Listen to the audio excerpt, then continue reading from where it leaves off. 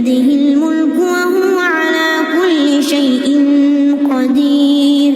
الذي خلق الموت والحياة ليبلوكم أيكم أحسن عملا وهو العزيز الغفور الذي خلق 7 سماوات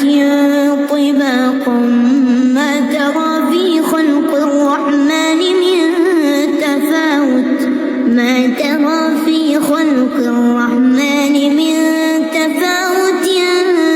فارجع البصر هل ترى من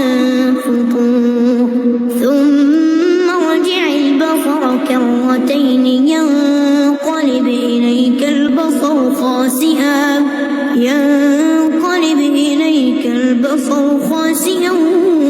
وهو حسير ولقد زينا السماء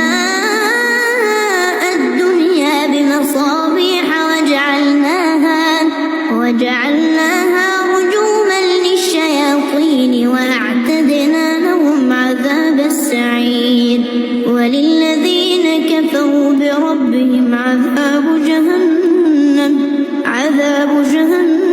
وبئس المصير إذا ألقوا فيها سمعوا لها شهيقا وهي تفور تكاد تميز من الغيظ كلما ألقي فيها فوج سألهم خزنتها ألم يأتكم نذير قالوا بلى قد جاءنا نذير فكذبنا وقلنا ما نزل الله من شيء إن أنتم إلا في ضلال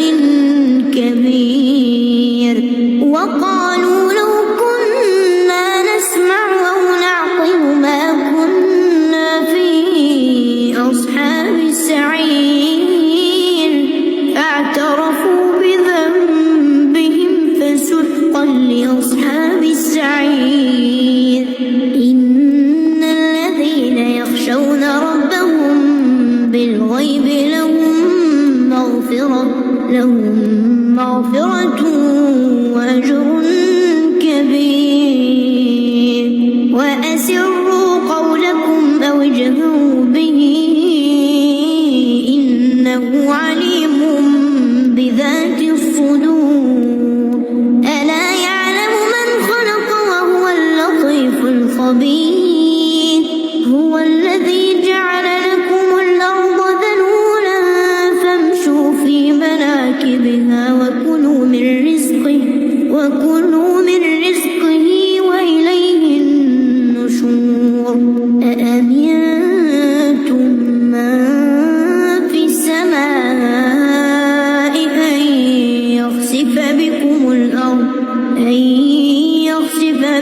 الأرض فإذا هي تمور أم أمنتم من في السماء أن يرسل عليكم حاصبا فستعلمون كيف نذير ولقد كذب الذين من قبلهم فكيف كان نكير أولم يروا إلى الطير فوقهم صافات ويقبض ما يمسكهن إلا الرحمن إنه بكل شيء بصير أمن هذا الذي هو جند لكم ينصركم من دون الرحمن إن الكافرون إلا في غرور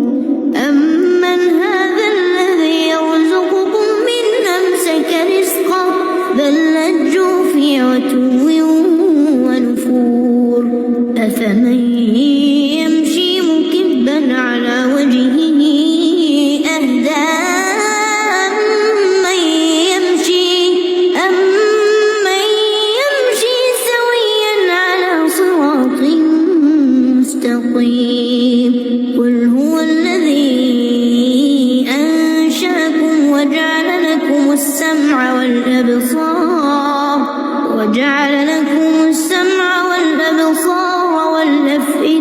وقليلا